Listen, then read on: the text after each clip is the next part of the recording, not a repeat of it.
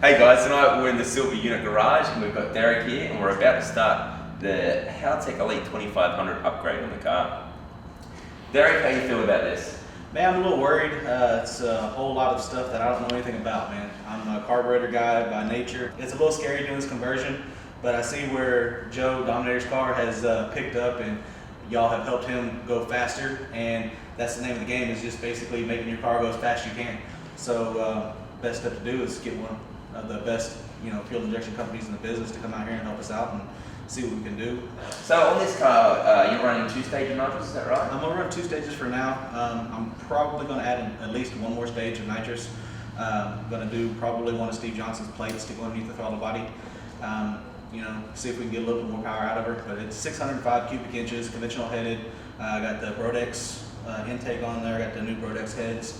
I've got freak show transmission in here, converter. Be Cool came aboard, help us out a little bit, and try to lighten up the car with some of the optic armor stuff. You'll probably find a lot of people get intimidated with going to an Elite system, for instance, with all the wiring. They think it actually adds weight, but what you do find is when you take out all the additional gauges, carburetors, additional boxes you have there, you actually do lose quite a bit of weight to coming across our system as well. That's what I was hoping for, is that I can lose some more weight. Like I said, I've been trying to shed it.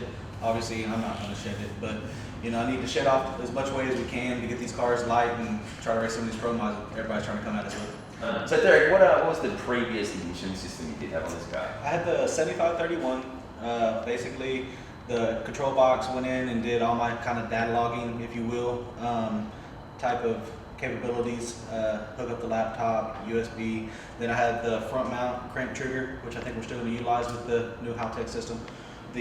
Just a regular MSD distributor, big cap, basic race car stuff. The direct fire looks like it's going to be a lot more to be able to manage and to be able to do controlled timing with all the nitrous and stuff that I am going to be spraying. We'll be spraying 3 different kits, so I can go in and take individual cylinder timing out, which I could do that with the box before, but I had to have extra wires and everything else, where now it's just going to be a push of the button on the laptop and we're going to be ready to go. Look, it's definitely a very simple kit. You can do a run down the street, come back, pull that log out of the IQ3 dash, and you can see if through the EGTs, if you have a hot cylinder, a cool cylinder, and we can actually adjust fuel trim and also ignition trim to get to an optimal setting and make the most power for you. And that's the reason I'm switching to it, is just because of all the different stuff that we can do and so fast that we can do it. Unlike, with a carburetor setup or, old MSD boxes and stuff like that. This is just a new technology to be able to help me advance to the next level. So what we've also done on your car as well, we had an initial inspection under the dash and it looked like a bird had laid a fairly sizable nest under there. Well, years and years of always upgrading and going faster, you don't always have time to rip your car this far apart.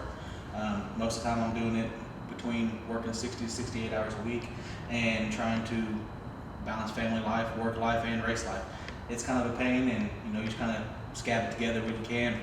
A crimp here, a spade here, exactly. A bit of duct tape there, however you can get by. But now we're talking about doing like the smart wire, right?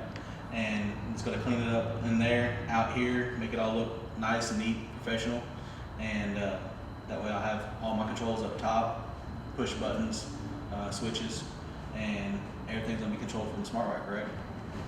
Exactly right. The smart wire will look after everything, plus any channels that we do run through the smart wire, we can also lock them as well for you. And then we're going to do instead of having all these old analog gauges, we're doing the Race Pack IQ3. Yeah. That's the technology, just the main dash right in the center. And it's going to control all my gauges and all my nitrous pressures and all my coolant temps and everything. Transmission pressures, coolant pressures, the list goes on and on.